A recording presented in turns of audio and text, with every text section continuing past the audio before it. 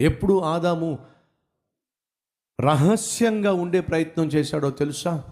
పాపము ప్రవేశించినప్పుడు. చాలామంది జీవితాల్లో రహస్యాలు ఉన్నాయి.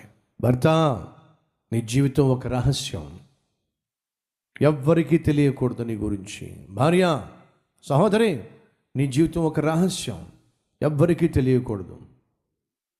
తెలుస్తుందేమో తమ్ముడు, చెల్లె, ప్రతిరోజు ఈ ప్రశ్న నీలో నిన్ను వేధిస్తూ ఉంది. ఏమిటి? తెలిసిపోతుందేమో, బయటపడతానేమో, బయటపడుతుందేమో భయం.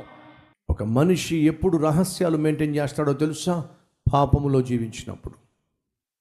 మనిషి ఎప్పుడు దాక్కునే ప్రయత్నం చేస్తాడో తెలుసా? పాపిష్టి పనులు చేస్తున్నప్పుడు. ఒకవేళ ఏదైనా బూతు సినిమా ఉందనుకోండి, ఆ సినిమాకి వెళ్తున్నాం అనుకోండి, ఎంతో భయంగా లోపలికి వెళ్ళే ప్రయత్నం చేస్తాం. ఎందుకని? ఎవరైనా చూస్తున్నారేమో. లేదా వేశ్యల దగ్గరకు వెళ్తున్నప్పుడు, ఆ ప్రాంతానికి వెళ్ళినప్పుడు భయపడుతూ వెళ్తాం. ఎందుకని? ఎవరైనా చూస్తున్నారేమో. కోర్స్ మీలో కొంతమంది అనొచ్చు, అలాంటి భయాలు నాకేం లేదన్నా. లేదు అంటే అర్థం తెలుసా? ప్రొఫెషనల్ అయిపోయావు నువ్వు, ఆరితేరిపోయావు నువ్వు పాపం చేయడానికి. భయం లేకుండా తయారయ్యావు, భయం లేకుండా తిరుగుతున్నావు, భయం లేకుండా తాగుతున్నావు.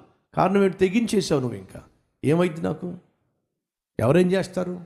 తెగించేసావు. జాగ్రత్త. ఎదురుగుండా లారీ వస్తుంది, నీకేం భయం లేదు, తెగించి అడ్డంగా వెళ్ళావు, ఏమవుతుంది చెప్పండి? చెప్పండి మీరు ఎక్కడుంటారు? కొంతమంది తెగించి జీవిస్తున్నారు. జాగ్రత్త సహోదరి, సహోదరుడా.